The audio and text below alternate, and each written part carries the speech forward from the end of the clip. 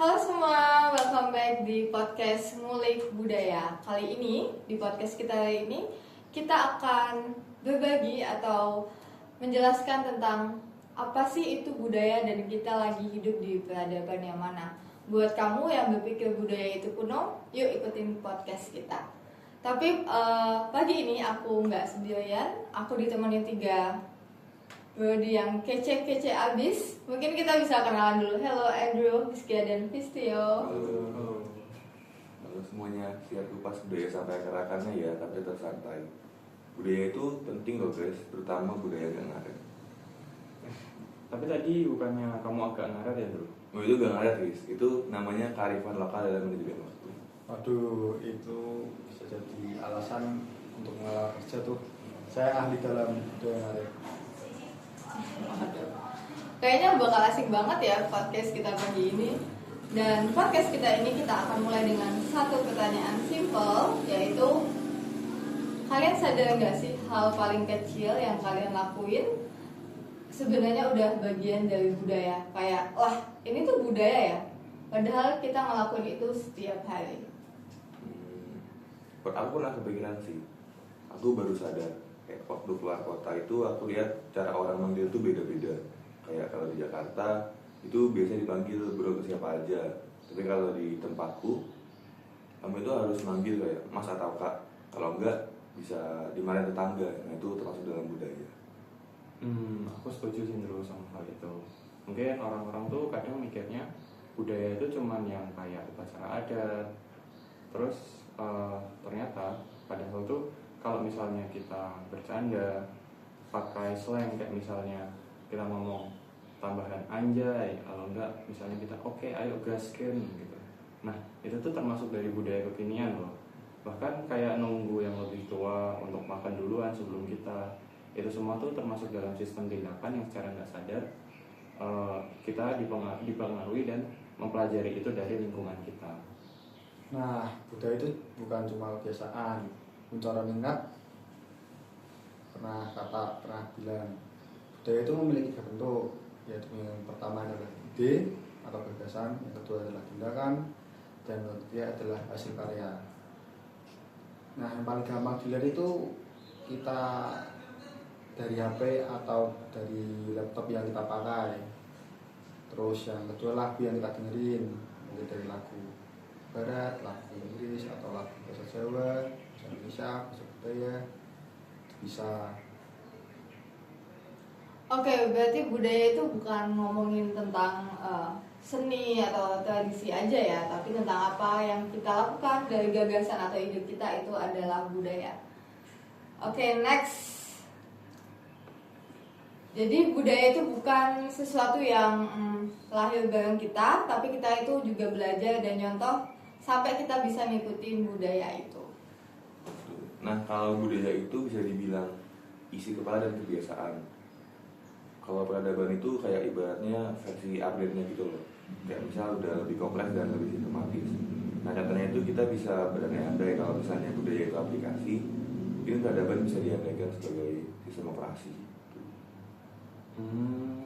Keren sih itu analoginya. Aku juga cukup setuju. Jadi tuh peradaban tuh kayak lahir dengan sistem sosial, terus teknologi, dan juga nilai-nilai yang berkembang bareng sama kita. Misalnya apa? Misalnya tuh kayak kota. Kota tuh bisa jadi simbol dari peradaban, yang pada dasarnya tuh ada kayak pasar, aturan, sekolah, rumah sakit, bahkan juga ada taman kota. Misalnya tuh dulu ada peradaban besar kayak Inka, Romawi. Di Indonesia sendiri tuh juga ada kayak Mataram Hindu. Mereka punya candi, terus punya sistem kepercayaan, teknologi pertanian, tapi mereka bisa punah ya. Nah, itu bisa punah karena mereka tidak beradaptasi atau berubah. Contohnya seperti dahulu kita menggunakan surat atau menggunakan surat itu. Tapi kita bisa menggunakan, tapi sekarang kita bisa menggunakan WA, DM, Instagram, atau segala jenis lah buat komunikasi. Nah itu esensinya juga sama, yaitu berkomunikasi. Itu tetap menjadi budaya kita. Oke, berarti sekarang kita hidup di peradaban yang beda banget ya. Tapi sebenarnya peradaban kita kali ini tuh peradaban yang kayak gimana sih? Oke, untuk menjawab ini kita bakal masuk ke 3 gelombang peradaban ala Alvin Toffler. Mungkin ada yang tahu tentang 3 peradaban ini? Nah, aku mau jawab nih. Yang gelombang pertama itu adalah peradaban pertanian. Nah, di peradaban pertanian ini itu adalah era di mana manusia mulai menetap, terus bercocok tanam dan hidup bareng-bareng dalam suatu komunitas. Dan itu udah lama banget, udah kayak ribuan tahun yang lalu. Nah, tapi ada juga yang masih hidup di gelombang ini sampai sekarang. Dan itu menurutku simpel banget sih, tapi penting. Kayak bayangin kalau dunia itu nggak ada nasi, gak ada beras, kayak kita makan apa? Apalagi orang Indonesia ya, Betul. kalau nggak makan nasi itu artinya nggak makan sama sekali. Mungkin yang gelombang yang kedua ada yang bisa jawab? Nah, kalau buat gelombang kedua sendiri itu kita masuk ke peradaban industri. Itu tuh dimulai sekitar abad 17 pada saat revolusi industri di Eropa. Manusia tuh mulai bikin mesin, kerja di pabrik, terus udah lahir tuh kota-kota modern. Kayak misalnya kalian tahu work 9 to 5 atau sistem kerja 8 jam sehari. Nah, itu warisan dari industri budaya, dari peradaban industri gitu. Nah, yang ketiga itu merupakan peradaban informasi. Seperti di era kita sekarang, internet, terus komunikasi real time, terus belajar online, kerja dari jarak jauh atau remote, AI, teknologi digital.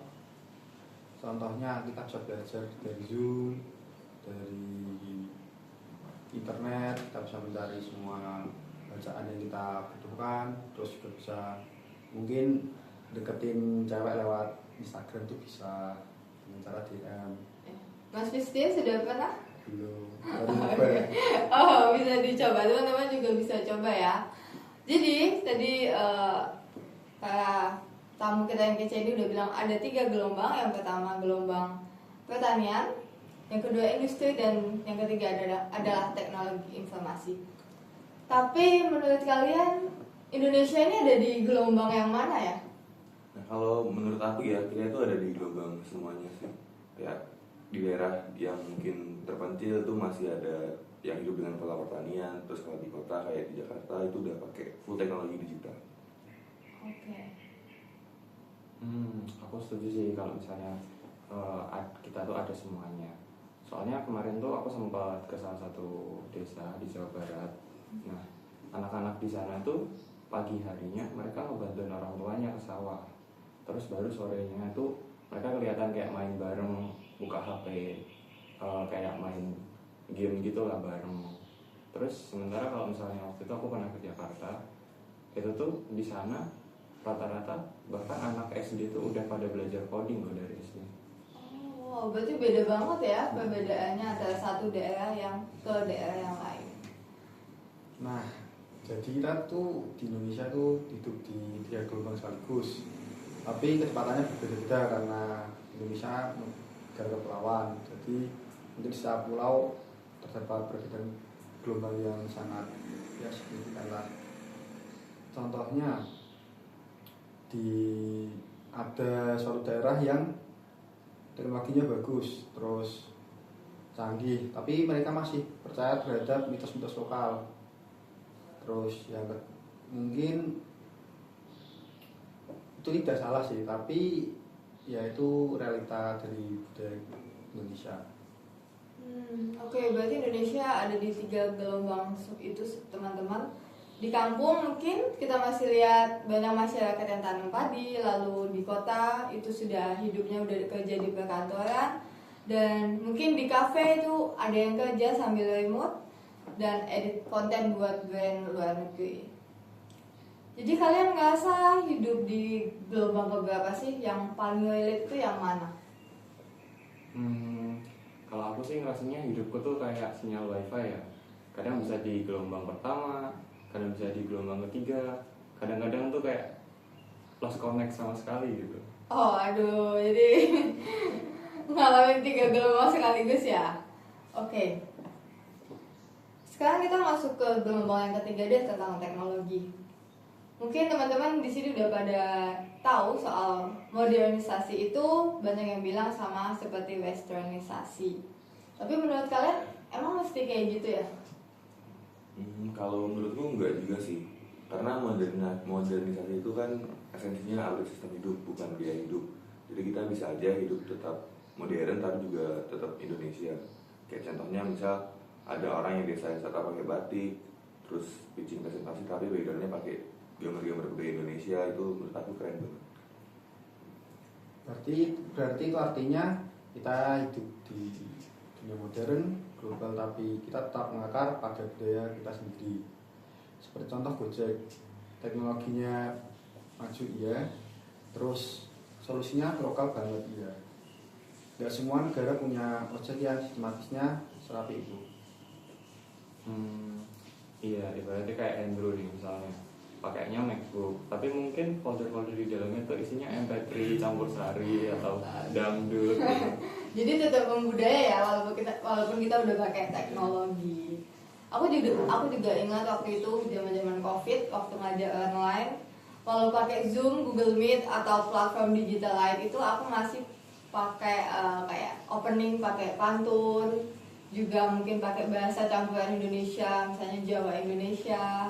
Dan menurut aku itu adalah contoh kecil modernisasi yang kita itu tidak menghilangkan aspek budaya dari Indonesia. Ya jadi menurut aku bukan soal kita menolak budaya luar, tapi kayak lebih bagaimana kita bisa menyaring dan menyesuaikan sama budaya itu. Karena intinya budaya itu fleksibel dan kita yang menentukan. Oke, kalau kita yang bisa jadi penentunya, berarti kebudayaan itu kan dan peradaban bisa berubah. Berarti kita juga bisa nentuin ya arahnya mau kemana nih. Bisa banget sih harusnya. Kita bisa jadi yang milih gitu, mau jadi penonton atau jadi pelaku sejarah. Mungkin kita mau ikutin arus atau kita mau menciptain gelombang baru.